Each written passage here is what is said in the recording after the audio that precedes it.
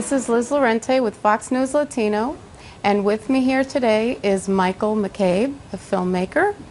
And Michael, welcome. Thank you.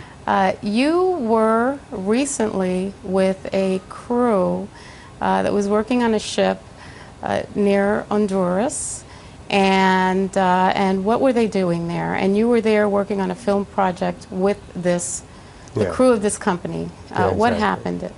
Well, they were just arriving into the country on a project. They're going to be not working off coast, but they're going to be working on the interior rivers, removing logs and clearing the river for navigation. Right. So this is a project that has been in preparation now for quite some time, but this was the first time down with the boat.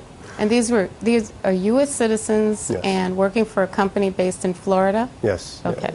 Yeah, it is the whole company basically is there. It's the captain and 5 crew members that are there now. So, but yeah, they arrived a month ago on the 5th of May into the country, and were attempting to clear customs and immigration when they were stopped. Right. Okay. Now they were stopped. Why? What was the official reason? Well, in the area there's a Caratasca lagoon, and I mean, you have to look on the map, but the town of Puerto Lempiras is inside the lagoon about 4 miles from the coast. And there's a small inlet. And in the inlet is the Navy base that I guess they didn't know about at the time. But when they passed it, the Navy stopped them. And I believe it's Navy protocol there to stop every boat, even a canoe, and just to check them out, see what they're doing. So that's when they were stopped initially. The Navy did, though, let them go to proceed to meet with the port captain. At that point, everything seemed fine. Now, they did have an arrangement and they had permission to be there, right? Yeah, the captain was there in February to meet with the townspeople and to make all the arrangements with the government for coming in to do the research and, to do the recovery work. Oh. And so they had a contract with the mayor of the town of Awas, it's only about 20 miles from Puerto Lempiras. So they were there, had everything set up, but this was the trip to now start the project, to start the works project. What were some of the concerns? I understand there were some concerns on the part of the crew about perhaps about crime, being the victims of crime. Can you explain what those concerns were? Well, the concern in any kind of marine work is not so much in country. They weren't too concerned about working inside of Honduras. They actually had a security team from the town that was going to help them keep the boat safe. I mean, it's an obvious boat. They never get American boats in that region, so they had planned for security.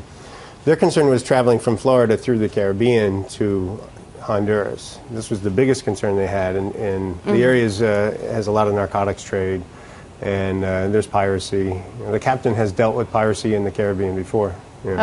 So piracy, narco traffickers, and so what did they do to prepare for this? Did they have something to protect themselves? Well, they had weapons on the boat, and this has become the issue. They had weapons on the boat for protection in the open water, and they had arrangements with the port captain in Puerto Lempiras to meet with them right away. He told them he was bringing weapons. Everything seemed fine. And everything was okay? Yeah. Everything was approved? Yeah, everything. I mean, everything was cleared in advance. He made it clear what he was going to do, and that he was going to bring some weapons with the boat, right? Just for protection in the water. Okay, so now something went terribly wrong. So then they were arrested. Yeah. And the reasons were why? Well, I believe it was weapons charges. Weapons charges. The police officer just felt that he needed to arrest them. I'm not quite sure why. Yeah, that they were illegal? That the weapons were illegally brought Well, I mean, the concept he was presenting is that you're not allowed to have weapons in Honduras. All right. So now they have been in jail, and you barely missed being with them, right? I mean, if it was the first night when the police officer wanted us to go, then I fear I would have been with them. Right, okay. So they're in jail, and they've been in jail since May 5th. Yeah. Well, on the 5th they went in, and it's been a slow and steady. The 5th they slept at the police compound. The night of the 6th, the night of the 6th they were arrested and taken into the prison eventually. Right. And then There's been a series of court hearings all throughout the whole process. What's being done about this? Has the U.S. government done? Is the U.S. government doing anything to intercede? Well, I'm not sure to what extent. I know what people are saying, but I'm not there. I know that the embassy in Tegucigalpa, the American embassy, is aware. They sent in a little team of people to meet with them in the prison and check the conditions. I know that there's several congressmen that are involved. How do you feel about this? I mean, you know these people. You were there. How does this strike you? What are your thoughts about this? Yeah, I mean, personally, I think it's a shame. I think that there are people that do bad things in the world or try to do harm, and I know these men for about a year now, and they have nothing but the best intentions. They were excited to try to help the people. The town of Awas was excited it might bring some economic help to the region, and I just feel like I don't know why it's being made a big deal. I understand that weapons are a big deal, and I understand that the region has a lot of narcotics trade and issues, but the steps were taken according to what the local authorities told the captain he needed to do. So he followed what he was told to do.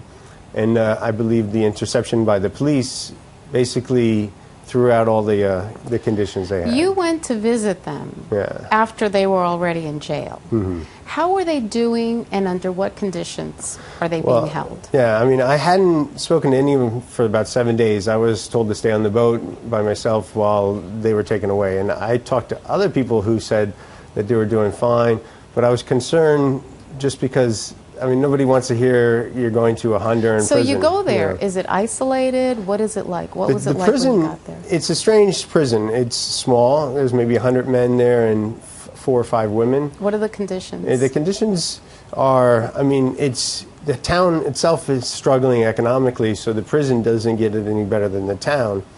But the worst part, in my opinion, about the prison are the nights, because at night they're locked in around 5:30 p.m., and they're not let back out until the next day, and there's no bathrooms in the cell, and they were all said if they have to use the bathroom, they just have to use the bathroom. Is it clean? Is it filthy? No, it's not. I mean, it's all relative, but it's not very clean. The food is very questionable. The water source is a well that's in the middle of the town. How are they being treated? Did they say?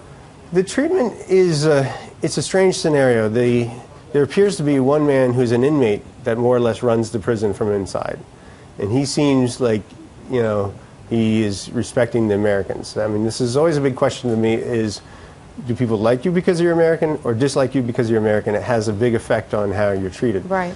But they appear to be treated well. The problem is in the prison, there's infighting amongst other inmates. Right. And I heard that on about 4 days ago, the guards were shooting into the prison to break up a fight, and, stray bullets and ricochets can happen, so I'm more concerned about something happening to them indirectly than directly. What are your expectations? How hopeful are you?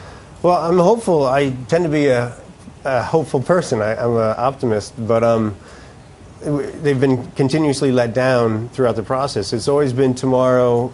They've been told at least twice definitively they're getting out tomorrow, and then tomorrow comes and goes.